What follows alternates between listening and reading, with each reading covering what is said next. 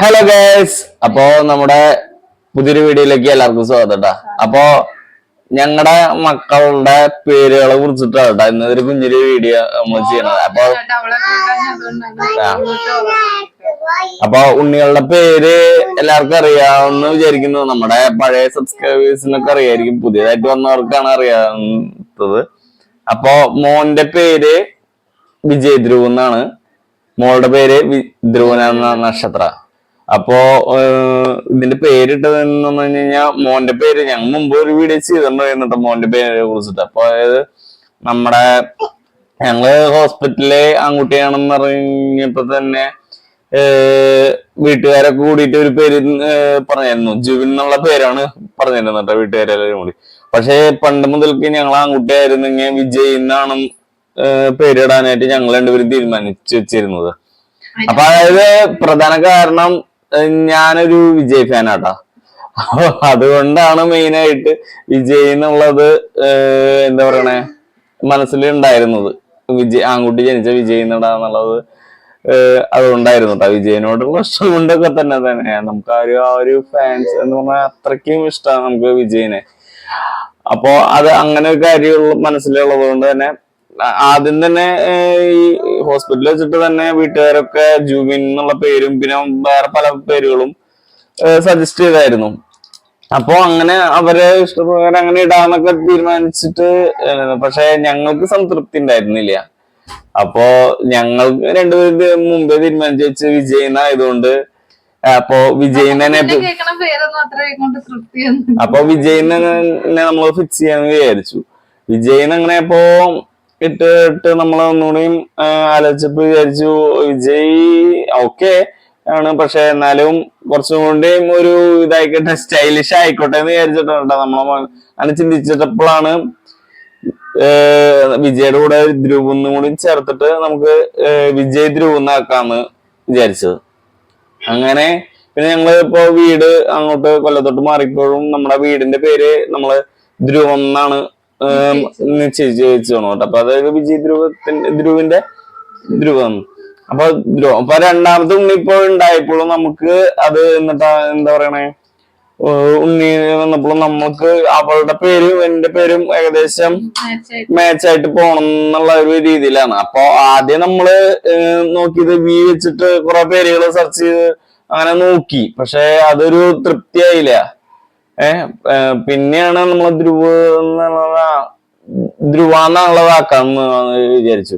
അപ്പൊ ധ്രുവാന്ന് വെച്ചപ്പോഴും എന്തോ അതൊക്കെ കുറെ കേട്ട് പരിചയമുള്ള ഒരു പേര് പോലെയൊക്കെ തോന്നി.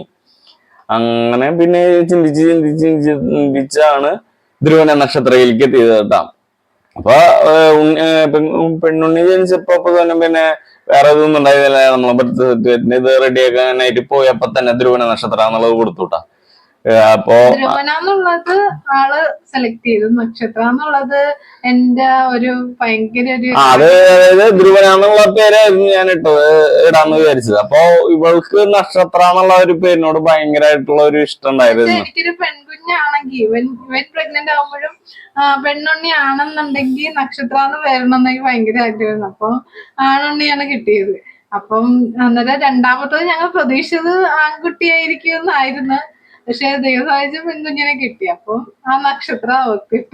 അപ്പൊ ആ നക്ഷത്രം കൂടി ചേർത്തിട്ടാണ് നമ്മള് എന്താ പറയാ നക്ഷത്ര എന്നുള്ളതായാലും എന്താ പറയണ കുറച്ച് പഴയ പേര് പോലെ തോന്നിയെന്നുണ്ടെങ്കിലും അപ്പൊ അങ്ങനെ ചിന്തിച്ചപ്പോഴാണ് ഈ ധ്രുവന നക്ഷത്രയിലേക്ക് ധ്രുവന നക്ഷത്ര അങ്ങനെ രണ്ടുപേരും ചേർന്നിട്ടാണ് ധ്രുവന നക്ഷത്ര എന്നുള്ള പേര് ഇട്ടത്. അങ്ങനെ ഇപ്പൊ മൂത്ത ആളുടെ പേര് വിജയ് ധ്രുവ് എന്നാക്കി, രണ്ടാമത്തെ ആളുടെ പേര് ധ്രുവന നക്ഷത്രം എന്നാക്കി. കുഞ്ഞോന്നാണ് വിളിക്കണത്. അതായത് നമ്മള് വേറെ ഒരു പേരായിരുന്നു കേട്ടാ കണ്ടുവച്ചിരുന്നത്. ദളു എന്നാണ് പിന്നെ വീട്ടിൽ വിളിക്കാനുള്ള പേരായിട്ട് കണ്ടുവച്ചത്. പക്ഷേ ഇവിടെ അമ്മയൊക്കെ കുഞ്ഞോനെ വിളിച്ചിട്ട് പിന്നെ അതങ്ങ് നമുക്ക് ആ ഒരു പേര് വിളിക്കാൻ പറ്റും.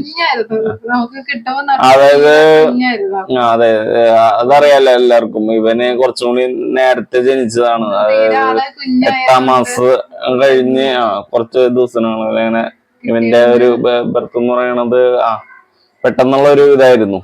അപ്പൊ അതുകൊണ്ട് ഉണ്ടായിട്ടുള്ള പ്രോബ്ലംസ് നിങ്ങൾക്ക് എല്ലാവർക്കും അറിയാമെന്ന് വിചാരിക്കുന്നു. പിന്നെ മോളെ നമ്മള് വീട്ടിൽ വിളിക്കുന്നത് ചിണ്ടുമോളെന്നാണ്. അപ്പൊ അപ്പൊ അതൊക്കെയാണ് ഉണ്ണികളുടെ പേരുകള്. അപ്പൊ ഇത് നിങ്ങളോട് എല്ലാരോടും പറയണമെന്ന് വിചാരിച്ചിട്ടാണ് ഇങ്ങനെ ഒരു വീഡിയോ ചെയ്തത് കേട്ടാ. അപ്പൊ നമ്മുടെ ചാനല് ആദ്യമായിട്ട് കാണുന്നവരുണ്ടെന്നുണ്ടെങ്കിൽ നമ്മുടെ കൂടെ കൂടിയിട്ട് സബ്സ്ക്രൈബ് ചെയ്തൊന്ന് സപ്പോർട്ട് ചെയ്യണം കേട്ടോ നമ്മുടെ വീഡിയോസിലേക്ക്. സപ്പോർട്ട് ചെയ്യാൻ നിങ്ങള് മാത്രമേ ഉള്ളൂ. അതെ നമുക്ക് നമ്മളെല്ലാ വീഡിയോസിലും പറയാറുണ്ട് നിങ്ങളുടെ സപ്പോർട്ട് കൊണ്ട് മാത്രം. ഇപ്പൊ സപ്പോർട്ട് തീരെയില്ല. നിങ്ങളുടെ സപ്പോർട്ടാണ് ഏറ്റവും കൂടുതൽ കിട്ടിയിട്ടുള്ളത്. നിങ്ങളുടെ സപ്പോർട്ടും നിങ്ങളുടെ പ്രാർത്ഥനയും ഒക്കെയാണ് നമുക്ക് ഏറ്റവും കൂടുതൽ എല്ലാ കാര്യത്തിലും ഉണ്ടായിട്ടുള്ളത്. അപ്പൊ അതുകൊണ്ട് അത് ഇനിയും എല്ലാ കാര്യത്തിലും ഉണ്ടാകണം എന്ന് പറയാം. അപ്പൊ അങ്ങനെ ഒരു ഇനിയും ചെറിയ ചെറിയ വീഡിയോസ് ആയിട്ട് ഞങ്ങൾ വരുന്നതായിരിക്കും. ബൈ.